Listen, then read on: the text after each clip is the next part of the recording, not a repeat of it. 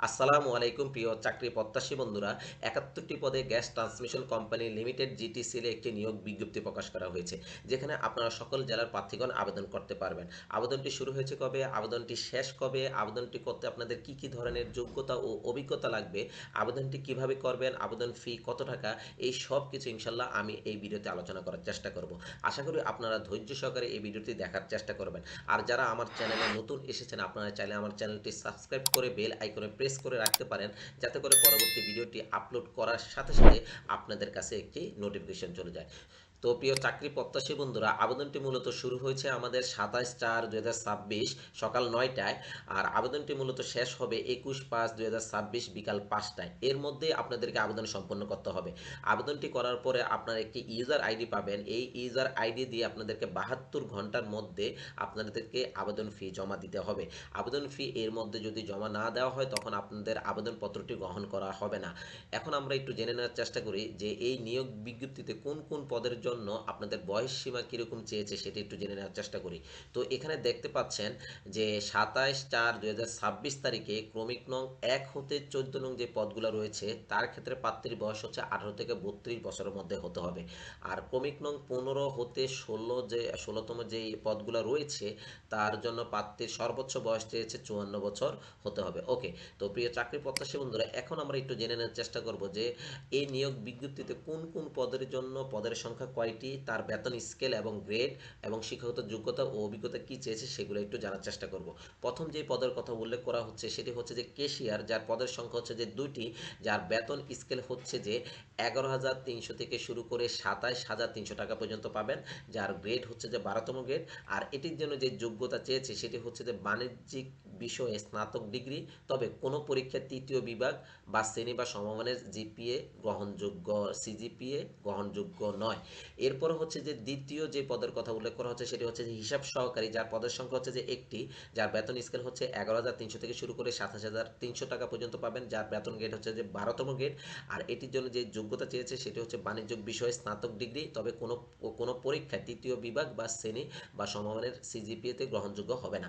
এরপর আসেন যে তৃতীয় যে পদের কথা উল্লেখ করা হচ্ছে সেটা হচ্ছে যে রিসিপশনিস্ট, অর্থাৎ এই তৃতীয় যে পদের কথা উল্লেখ করা হচ্ছে সেটা হচ্ছে যে রিসিপশনিস্ট, যার পদের সংখ্যা হচ্ছে যে 2টি, যার বেতন স্কেল হচ্ছে যে 11,300 থেকে শুরু করে 27,300 টাকা পর্যন্ত পাবেন, যার বেতন গ্রেড হচ্ছে যে 12তম গ্রেড। আর এটির জন্য যে যোগ্যতা চেয়েছে সেটি হচ্ছে যে স্নাতক সনদপ্রাপ্ত, তবে কোনো পরীক্ষার তৃতীয় বিভাগ বা শ্রেণী বা সমমানের সিজিপিএ গ্রহণযোগ্য হবে না। ওকে।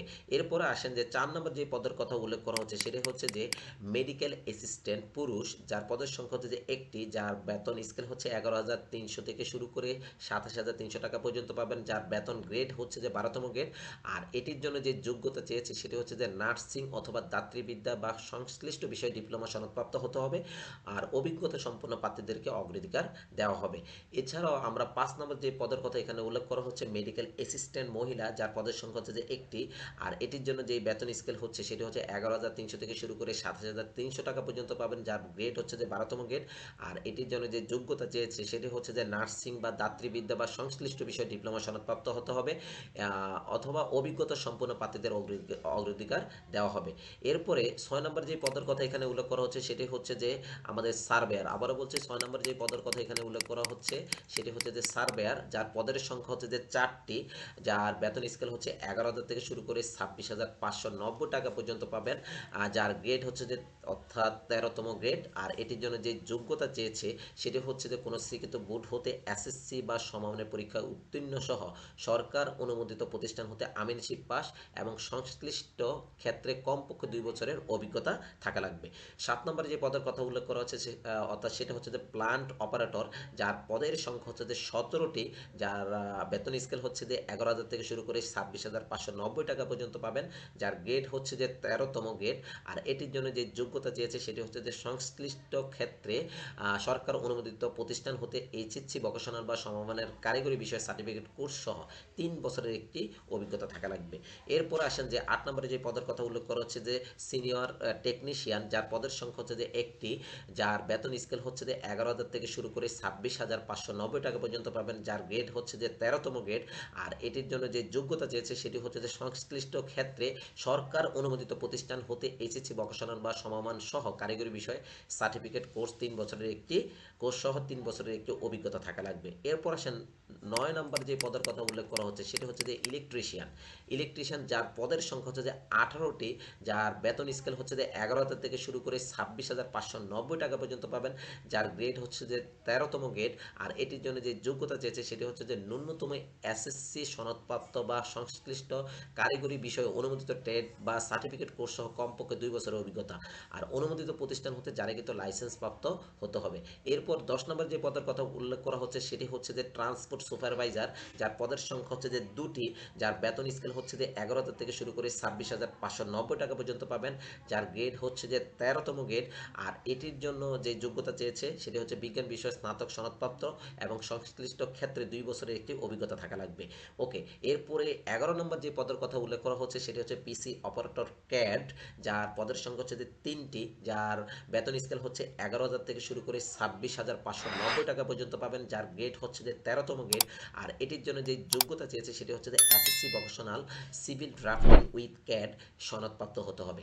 এরপরে 12তম যে পদের কথা উল্লেখ করা হচ্ছে টেকনিশিয়ান, যার পদের সংখ্যা হচ্ছে যে 10টি, যার বেতন স্কেল হচ্ছে যে আপনার 10,200 থেকে শুরু করে 24,680 টাকা পর্যন্ত পাবেন, যার গ্রেড হচ্ছে যে 14তম গ্রেড। আর এটির জন্য যে যোগ্যতা চেয়েছে সেটি হচ্ছে এসএসসি পাস সহ সংশ্লিষ্ট ক্ষেত্রে অনুমোদিত ট্রেড বা ভোকেশনাল কোর্স সনদপ্রাপ্ত এবং ন্যূনতম 2 বছরের একটি অভিজ্ঞতা থাকা লাগবে। এরপরে 13 নম্বর যে পদের কথা উল্লেখ করা হচ্ছে সেটি হচ্ছে যে জুনিয়র ট্রান্সপোর্ট সুপারভাইজার, যার পদের সংখ্যা হচ্ছে যে 3টি, যার বেতন স্কেল হচ্ছে 10,200 থেকে শুরু করে 24,680 টাকা পর্যন্ত পাবেন, যার গ্রেড হচ্ছে যে 14তম গ্রেড। আর এটির জন্য যে যোগ্যতা চেয়েছে সেটি হচ্ছে যে বিজ্ঞান বিষয়ে এসএসসি বা সমমান সনদপ্রাপ্ত হতে হবে এবং সংশ্লিষ্ট ক্ষেত্রে ন্যূনতম 2 বছরের একটি অভিজ্ঞতা থাকা লাগবে।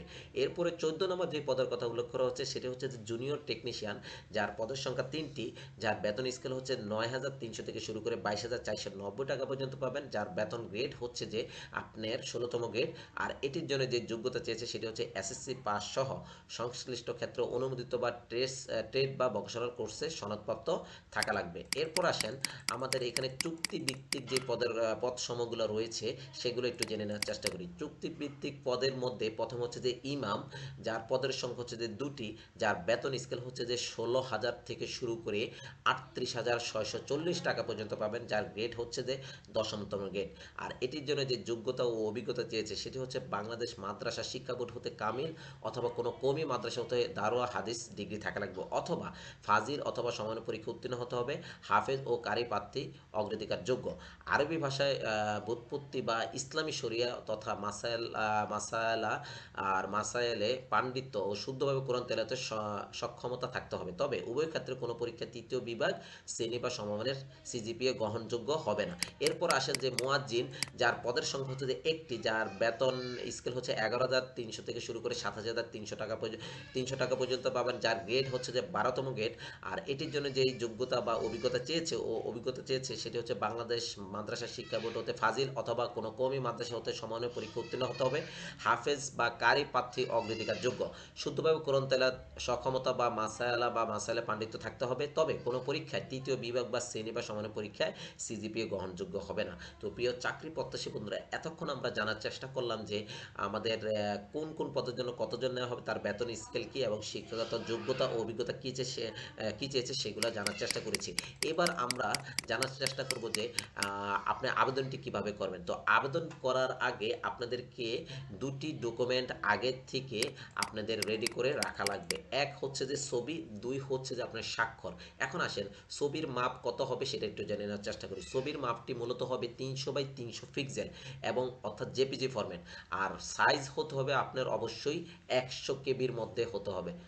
ওকে, এরপর হচ্ছে যে স্বাক্ষরের জন্য আপনার স্বাক্ষরের মাপটা হতে হবে 300x80 পিক্সেলের, যেটা হতে হবে জেপিজি ফরম্যাট। আর এটির জন্য যে সাইজ চেয়েছে সেটা হচ্ছে যে 60 কেবি হতে হবে। ওকে, তো এই দুটি আপনারা রেডি করে এরপরে আপনাদেরকে কি করতে হবে, অনলাইনে আবেদন করতে হবে। তো অনলাইনে আবেদন করার জন্য আপনাদেরকে একটি ওয়েবসাইটে প্রবেশ করতে হবে, যে ওয়েবসাইটের নামটি হচ্ছে gtcl.teletalk.com.bd। এই ওয়েবসাইটে আসার পরে আপনারা এরকম একটি পেজ দেখতে পারবেন। এখান থেকে আপনারা জাস্ট অ্যাপ্লিকেশন ফর্ম যেই অপশনটি রয়েছে জাস্ট এখানে একটা ক্লিক করুন। ক্লিক করার পর আপনারা দেখতে পারবেন আরেকটি পেজে চলে আসবে। এরপর এখান থেকে রেডি অপশনে ক্লিক করে নেক্সট অপশনে ক্লিক করবেন।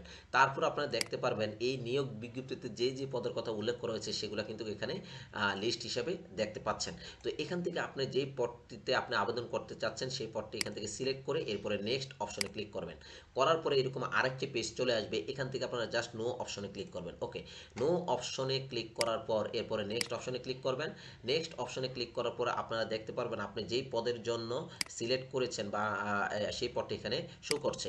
এই পদের রিলেটেড আপনার একটি আবেদন ফর্ম এখানে চলে আসবে। তো এই আবেদন ফর্মে প্রথমে আপনার কাছ থেকে বেসিক ইনফরমেশন অর্থাৎ চাবে, অর্থাৎ এগুলো আপনারা ফিল আপ করবেন। এরপর হচ্ছে যে আপনাদের প্রেজেন্ট অ্যাড্রেস, পার্মানেন্ট অ্যাড্রেস এগুলো ফিল আপ করতে হবে। তারপর হচ্ছে আপনার যে যোগ্যতা চেয়েছে বা অভিজ্ঞতা চেয়েছে সেগুলো এখানে ফিল আপ করতে হবে, অর্থাৎ এসএসসি, এইচএসসি। তারপর হচ্ছে আপনার যদি কোনো ধরনের এক্সপিরিয়েন্স থাকে সেটাও এখানে আপনি অর্থাৎ অ্যাড করতে হবে।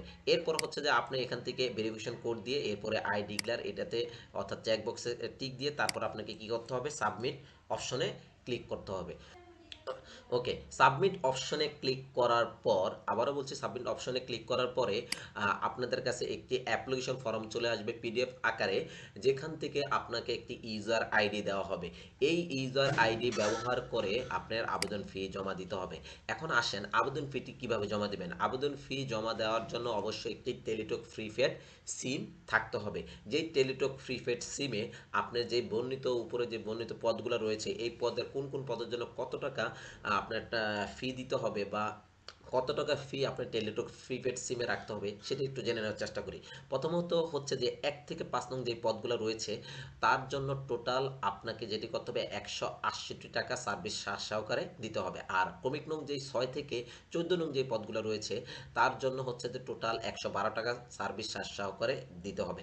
এবং ক্রমিক নং 15 যে পদটি রয়েছে তার জন্য 223 টাকা লাগবে, অর্থাৎ সার্ভিস চার্জ করে। এবং ক্রমিক নং যে 16 রয়েছে তার জন্য হচ্ছে 168 টাকা লাগবে। অর্থাৎ এই যে পদের বিভিন্ন পদের জন্য যে আবেদন ফি কত টাকা লাগবে এই আবেদন ফিটা আপনাকে টেলিটক প্রিপেড সিমে রাখতে হবে। এরপর হচ্ছে যে আপনি যেটি করতে হবে আবেদন ফি জমা দেওয়ার জন্য এসএমএস অপশনে গিয়ে, অর্থাৎ টেলিটক প্রিপেড সিমের এসএমএস অপশনে গিয়ে আপনাকে টাইপ করতে হবে ক্যাপিটাল লেটারে GTCL স্পেস এরপর আপনার যে ইউজার আইডি, অর্থাৎ অ্যাপ্লিকেশন ফর্মে আপনার যে ইউজার আইডিটি দিয়েছে সেই ইউজার আইডিটি টাইপ করে এরপরে 16322 এই নম্বরে আপনাকে পাঠিয়ে দিতে হবে। এরপর একটি ফিরতি এসএমএসে আপনাকে একটি 8 ডিজিটের একটি পিন কোড দেওয়া হবে। এই 8 ডিজিটের পিন কোড ব্যবহার করে দ্বিতীয় এসএমএস অপশনে গিয়ে আপনাকে টাইপ করতে হবে GTCL স্পেস ইয়েস স্পেস এরপরে 8 ডিজিটের পিন, এটি টাইপ করে সেন্ড করতে হবে 16322 এই নম্বরে। তারপর আপনাদেরকে একটি ফিরতি এসএমএস দিবে যেখানে কনগ্রাচুলেশন জানানো হবে। এরপর হচ্ছে আপনাকে একটি ইউজার আইডি এবং পাসওয়ার্ড দেওয়া হবে। এই ইউজার আইডি এবং পাসওয়ার্ড ব্যবহার করে পরবর্তীতে আপনি যেটি করতে পারবেন সেটি হচ্ছে আপনার অ্যাডমিট কার্ডটি ডাউনলোড করতে পারবেন। এবং কি অ্যাডমিট কার্ডটি ডাউনলোড করার পরে আপনার নির্ধারিত পরীক্ষার তারিখ, পরীক্ষার সময়, এরপরে লোকেশন সব কিছু আপনারা জানতে পারবেন। এছাড়াও আপনাদের যেই জিটিসিএল এর যেই অফিসিয়াল ওয়েবসাইটটি রয়েছে অর্থাৎ gtcl.gov.bd এই ওয়েবসাইটে গিয়েও আপনারা কি করতে পারবেন, আপনারা জানতে পারবেন। অর্থাৎ আপনাদের প্রবেশপত্রের জন্য আপনাদেরকে এসএমএস এর মাধ্যমে এবং জিটিসিএল কোম্পানির যে ওয়েবসাইট অফিসিয়াল ওয়েবসাইট রয়েছে সেই ওয়েবসাইটের মাধ্যমে আপনারা জানতে পারবেন। তো প্রিয় চাকরি প্রত্যাশী বন্ধুরা, আর যেটি হচ্ছে যে আপনারা যখন অর্থাৎ লিখিত পরীক্ষায় উত্তীর্ণ হবেন, উত্তীর্ণ হওয়ার পরে আপনাদেরকে যেটি করতে হবে সেটি হচ্ছে যে এই যে এখানে বলেই দেওয়া হয়েছে লিখিত পরীক্ষায় উত্তীর্ণ যারা প্রার্থী রয়েছেন তাদের মধ্যে 1:6 অর্থাৎ অর্থাৎ একটি পদের বিপরীতে সর্বাধিক 6 জন প্রার্থীকে সাক্ষাৎকার বা মৌখিক পরীক্ষায় অংশগ্রহণের জন্য আহ্বান করা হবে। এখানে এটা কিন্তু বলে দেওয়া হয়েছে অলরেডি। হ্যাঁ, এটা একটু আপনারা পড়ে নেবেন। আর কি কি ধরনের ডকুমেন্ট লাগবে এটা একটু আমি আপনাদেরকে জানানোর চেষ্টা করছি। সকল শিক্ষাগত যোগ্যতা ও অভিজ্ঞতার যদি সার্টিফিকেট যদি থাকে অভিজ্ঞতা তাহলে আপনাকে আনতে হবে, সার্টিফিকেটগুলো আনতে হবে। আর অবশ্যই এটা প্রথম শ্রেণী কর্মকর্তা কর্তৃক সত্যায়িত এবং ফটোকপি জমা দিতে হবে। এই যে এখানে উল্লেখ আছে সেট সত্যায়িত অবশ্যই সরকারি বা স্বায়ত্তশাসিত প্রতিষ্ঠানের প্রথম শ্রেণীর কর্মকর্তা কর্তৃক ফটোকপি জমা দিতে হবে। এরপর আসেন ক্ষতে কি বলা হচ্ছে। এটা তো অলরেডি বলছি যে সরকারি বা স্বায়ত্তশাসিত প্রতিষ্ঠানের প্রথম শ্রেণীর কর্মকর্তা কর্তৃক প্রদত্ত চারিত্রিক আপনার সনদপত্রটি লাগবে। এরপর হচ্ছে ইউনিয়ন পরিষদের চেয়ারম্যান বা পৌরসভা বা সিটি কর্পোরেশন মেয়র বা ওয়ার্ড কাউন্সিলর কর্তৃক প্রার্থীর স্থায়ী ঠিকানা উল্লেখপূর্বক একটি নাগরিকত্ব সনদপত্র লাগবে। জাতীয় পরিচয়পত্র অথবা জন্ম নিবন্ধনের সনদপত্র লাগবে। প্রার্থী কর্তৃক চাকরির আবেদন ফর্মে যে তথ্য প্রদান করা হবে। এরপরে যারা বিদেশি বিশ্ববিদ্যালয় হতে অর্জিত ডিগ্রির ক্ষেত্রে সংশ্লিষ্ট দেশি বিশ্ববিদ্যালয় বা বিশ্ববিদ্যালয় মঞ্জুরি কমিশন ইউজিসি হতে ইস্যুকৃত সমমান সার্টিফিকেট থাকা লাগবে। এরপর হচ্ছে যে আপনাকে সরকারি বা আধা সরকারি বা স্বায়ত্তশাসিত সংস্থার চাকরিরত প্রার্থীদেরকে মৌখিক পরীক্ষার সময় অবশ্যই যথাযথ কর্তৃপক্ষের অর্থাৎ অনুমতিপত্রটি লাগবে। আর যারা মুক্তিযোদ্ধা বা শহীদ মৃত্যু অর্থাৎ মুক্তিযোদ্ধা বীরাঙ্গনার পুত্রকন্যা রয়েছে তাদের ক্ষেত্রে তাদের নির্দিষ্ট যেই অর্থাৎ অপশনগুলো রয়েছে মন্ত্রণালয় ভিত্তিক সেই অনুসারে আপনাদের সনদপত্র লাগবে। আর প্রতিবন্ধী যারা রয়েছে তাদের ক্ষেত্রে সেম, তাদের সমস্যা অর্থাৎ এখানে এই যে নাগরিক কার্ড বা সমাজসেবা অধিদপ্তরের অধীনে জেলা সমাজসেবা অফিসারের উপপরিচালক বা সমপদ মর্যাদা সম্পন্ন দায়িত্বপ্রাপ্ত সংশ্লিষ্ট কর্মকর্তা কর্তৃক স্বাক্ষরিত প্রতিবন্ধী সনদের সত্যায়িত কপি লাগবে। তেমনি করে তৃতীয় লিঙ্গের ক্ষেত্রেও সনদপত্র লাগবে। আবার ক্ষুদ্র নির্দিষ্টের ক্ষেত্রেও আপনার সনদপত্র লাগবে। আবার নির্ধারিত কোটা যোগ্য প্রার্থী না পেলে সংশ্লিষ্ট কোটা শূন্য পদসমূহ সাধারণ মেধা তালিকায় হতে পূরণ করা হবে। ওকে, তো এগুলো ছিল আপনার যদি লিখিত পরীক্ষা উত্তীর্ণ হন মৌখিক পরীক্ষার সময় এই জিনিসগুলো আপনার থাকা লাগবে। তো প্রিয় চাকরি প্রত্যাশী বন্ধুরা, যদি আপনাদের অনলাইনে আবেদন করতে কোনো ধরনের আপনাদের প্রবলেম হয় তখন আপনারা টেলিটক্স অর্থাৎ যে সিমটি রয়েছে এখান থেকে 121 এই নম্বরে আপনারা কল করতে পারেন। তো প্রিয় চাকরি প্রত্যাশী বন্ধুরা, এতক্ষণ আমরা জেনে নেওয়ার চেষ্টা করেছি যে কোন কোন পদের জন্য কতজন নেওয়া হবে, তার বেতন স্কেল কী, তার শিক্ষাগত যোগ্যতা কী চেয়েছে এবং এটির জন্য আবেদন করার আগে কী কী ধরনের ডকুমেন্ট রেডি করা লাগবে এবং আবেদনটি কিভাবে করবেন, তারপরে হচ্ছে আবেদন ফি কিভাবে জমা দিবেন, এই সব কিছু ইনশাল্লাহ এই ভিডিওতে দেখানোর চেষ্টা করেছি। আশা করি আপনারা সবাই বুঝতে পেরেছেন যে কিভাবে এই নিয়োগ বিজ্ঞপ্তির জন্য আপনারা আপনাদের পছন্দ অনুযায়ী পদ সিলেক্ট করে আবেদন করতে পারেন। তো ভিডিওটি যদি ভালো লেগে থাকে তাহলে অবশ্যই ভিডিওটি একটি সাবস্ক্রাইব করবেন, লাইক করবেন, আর যদি প্রতিনিয়ত ভিডিওটি পেতে চান তাহলে অবশ্যই সাবস্ক্রাইব করে বেল আইকনে প্রেস করে রাখবেন।